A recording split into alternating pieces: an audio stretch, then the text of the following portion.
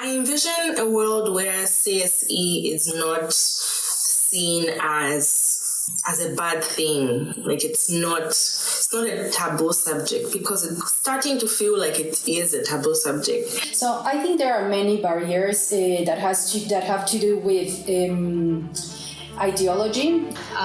We really understand that in the new discrimination is starting from schools, from our teachers, from peers, and it's not good. We shouldn't risk the future of our younger generation just because of the concept of CSE is not in congruence with our faith or beliefs. Worldwide, not only in Bolivia, we are living in a time that there is a lot of fundamentalism. So all of these actors have different interests. The resistance that I see for comprehensive sexuality education is, I think, a lot around this panic, around a moral panic around what we are doing to and quote-unquote our own children. At the global level, a range of players oppose CSE for different reasons. Their misinformation and opposition campaigns appear to be growing better resourced, organized, and ambitious.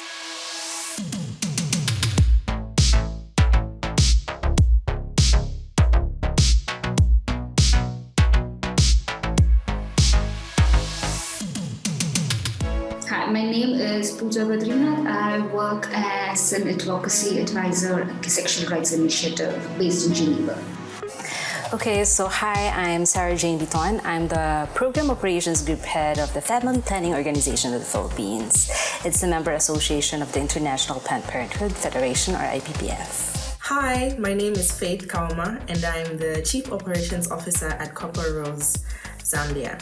Okay, so my name is Mariana Cruz. I am Program Officer on Comprehensive Sexuality Education at the International Planned Parenthood Federation, Western Hemisphere region.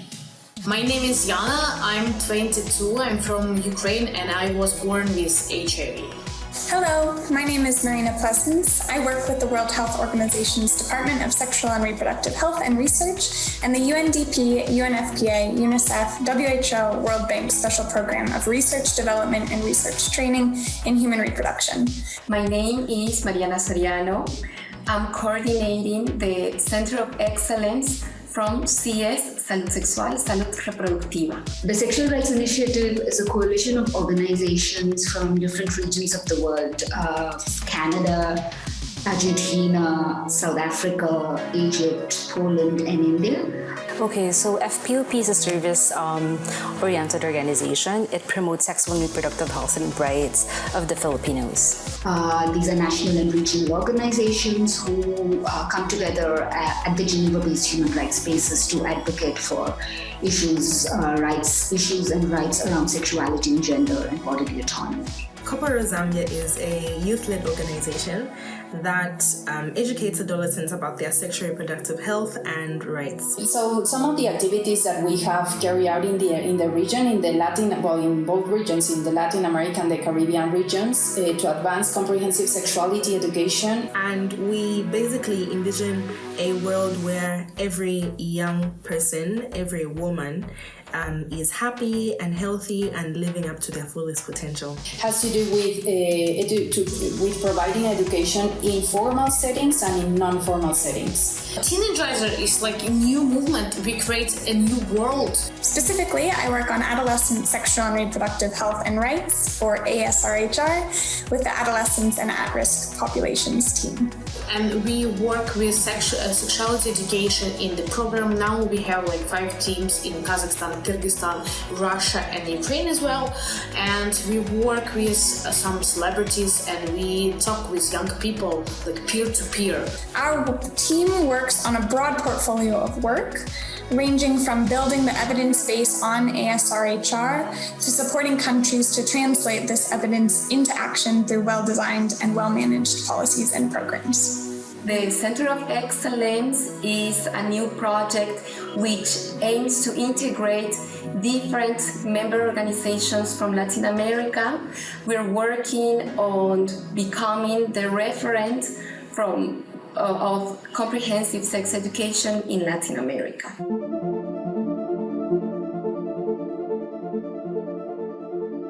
CSE is very crucial for our young people because it saves them from ignorance and misinformation. The way that young people understand sexuality now is different from the way they did 10 years ago, even 5 years ago.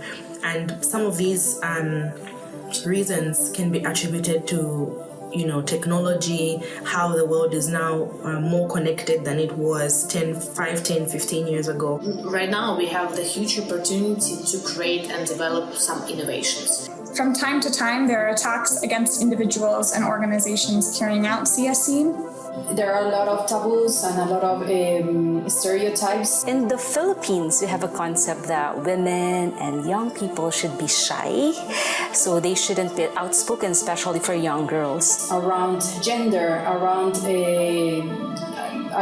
getting married, around all these, being part of a society that sticks to a lot of conditions and status and way of living. Some of them are focusing on it being more about whether it's helping reduce numbers of certain other indicators which we're trying to measure with CSE. There is also a barrier that is represented by this lack of information and a regret to teach this or to provide this information to young adolescents and even to children. And this misinformation a lot of it is rooted in intrinsic biases that people hold, and how a very fundamental for us racialized, gendered and ableist world where the barriers and the way people view CSE is almost to conform to certain norms. And the stigma is that providing CSE will accelerate the sexual life of young people, or will LGBTQI size people, and that's of course false ideas. Comprehensive sexuality education is really important right now for all young people, particularly adolescents, because in our countries in ICA region, government usually work with effects, but not cases. Teachers are not exempted from this cultural norms and values. So with that, sometimes they pass this as well to their students. It's really important for them to undergo so-called training prior to teaching CSE. And since a lot of my work has been with women, it's also in order to push women to adhere to certain cultural, social norms of how women should and should not behave. So when you bring in things like CSE, the church, faith-based organizations will tell you, no, sadly, some of those things don't change. Even if young people's sexual behaviors are changing every day. And comprehensive sexuality education is always seen as a way of breaking that, and it should be a way of breaking those cultural conceptions and social norms which have never been anyways greatly empowering to women. Now most medical staff and teachers don't listen to us. They don't talk to us. So we adolescents and young people want to be heard. We are not experts or some medicine or something in the subject, but we know and we are experts on our own lives. I think CSE is the key to understand ourselves. I am completely convinced, absolutely convinced, that education transforms lives. So CSE is important to me because I believe that every child and young person has a right to the information and support they need to develop knowledge, skills, attitudes, and values. To me, sexuality, every individual sexuality is about who we are as people. To make decisions that will keep them healthy and safe. And how we engage with other people, how we relate to our own bodies. Develop respectful social and sexual relationships. How we interact with other bodies. And consider how their choices affect themselves, their future, and that of others. We have new reality and we can to provide more information about comprehensive sexuality education on phone. I think it's not the job of parents alone. I think it's the job of all the other people that young people are exposed to, or that young people interact with, which is teachers, parents, of course, their peers, and the society at large. So with comprehensive sexuality education, we're going to equip young people with the knowledge that they need. What I would say, feminist voices from the same religious groups were saying that this isn't static, and we've had experts in these human rights spaces who are saying that no religion is static, no culture is static. It's up to individuals to change that. We need to support all of the actions we do with facts. And if you're a good Catholic, of course, you want to prevent them. You want to give good life to these young people. Then empower them, teach them. To say the one point, the really important point, and please remove age-related barriers that prevent many of us from accessing the relevant information, treatment, care, and support. We're living in the biggest peak youth era. Young people's voices need to be heard, and we've had enough of decisions being made on our behalf without us being at the table. I would really say to take into account like young people's voices, like to put them at the center of the discussion, to consult them, to create groups of debates with them, like to really listen to what they have to say. So we should be equal partner in our own care.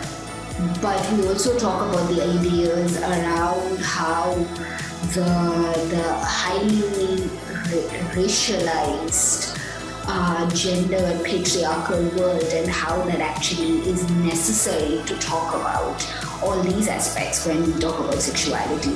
And it's not just about an act of doing sex, it's about life. We can't simply overcome backlash or resistance by responding to it when it occurs. We have to start from the beginning and make sure that building community support is a central component of our CSE programs. That it's almost an egalitarian concept of CSE where we are comfortable with ourselves and we know better not to presume to talk about other people. I want to live in the ideal world when the teenager can be realized and can have all the access to services, and their rights and dignity is absolutely accepted. CSE is a human right. It's a right to be educated about your body. It's a right to be educated about the changes in your body. With CSE, we are saving lives. I always say that if you won't listen to us, it's fine. If you won't invite us to the table, it's fine. We will come with our affordable chairs and we'll invite ourselves and we'll share our thoughts, and we would want to be considered. It's here. It's in the Constitution. It's in the laws. So I'm sorry for you. You have to listen. You have to listen.